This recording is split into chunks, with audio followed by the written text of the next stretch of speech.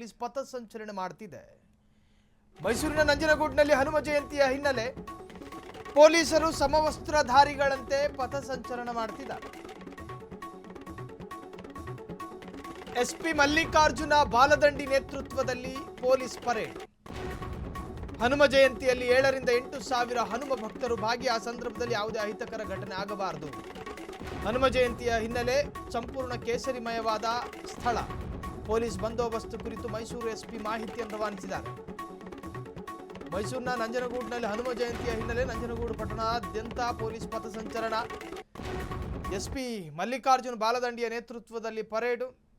ಹನುಮ ಜಯಂತಿಗೆ ಸಂಬಂಧಪಟ್ಟ ಹಾಗೆ ಒಂದಷ್ಟು ಪ್ರಕಟಣೆಯೂ ಕೂಡ ಬಂದಿರುವಂತಹದ್ದು. ಆ ಪ್ರಕಟಣೆಯಲ್ಲಿ ಏನಿದೆ ನೋಡ್ಕೊಂಡು ಬರೋಣ.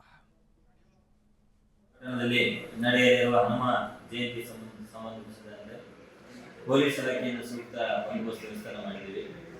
ನಾಳೆ ಮಧ್ಯಾಹ್ನ 2 ಗಂಟೆಗೆ ಮೆರವಣಿಗೆ ಶ್ರೀಕಂಠೇಶ್ವರ ದೇವಸ್ಥಾನದಿಂದ ಪ್ರಾರಂಭವಾಗಿ ಸುಮಾರು ರಾತ್ರಿ 10 ಗಂಟೆಗೆ ಅದೇ ಒಂದು ಸ್ಥಳಕ್ಕೆ ಬಂದು ಮುಟ್ಟಲಿದೆ.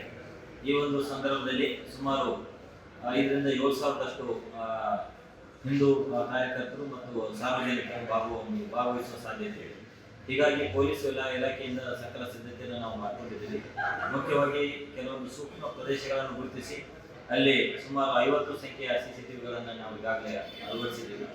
ಅದರ ಜೊತೆಗೆ ಬ್ಯಾನರ್ ಬಂಟಿಂಗ್ಸ್ಗಳನ್ನು ಈಗಾಗಲೇ ಹಾಕಿದ್ದರಿಂದ ಅದಕ್ಕೆ ಯಾವುದೇ ರೀತಿಯ ಹಾನಿ ಆಗದ ರೀತಿಯಲ್ಲಿ ಇವತ್ತು ರಾತ್ರಿ ಮತ್ತು ನಾಳೆ ರಾತ್ರಿ ಸಹಿತ ನಮ್ಮ ಪೊಲೀಸ್ ಇಲಾಖೆ ಸಿಬ್ಬಂದಿಗಳನ್ನು ನಾವು ಈಗಾಗಲೇ ನಿಯೋಜನೆ ಮಾಡಿದ್ದೀವಿ ಮತ್ತು ರಾತ್ರಿ ಗಸ್ತು ವ್ಯವಸ್ಥೆ ಸಹಿತ ನಾವು ಈಗಾಗಲೇ ಮಾಡಲಾಗಿದೆ.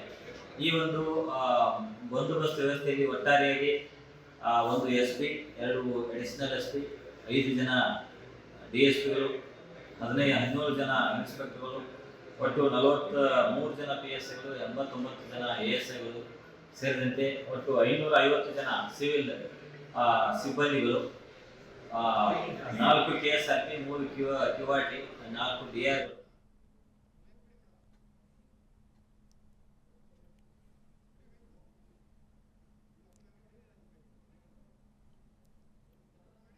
ನಾಳೆ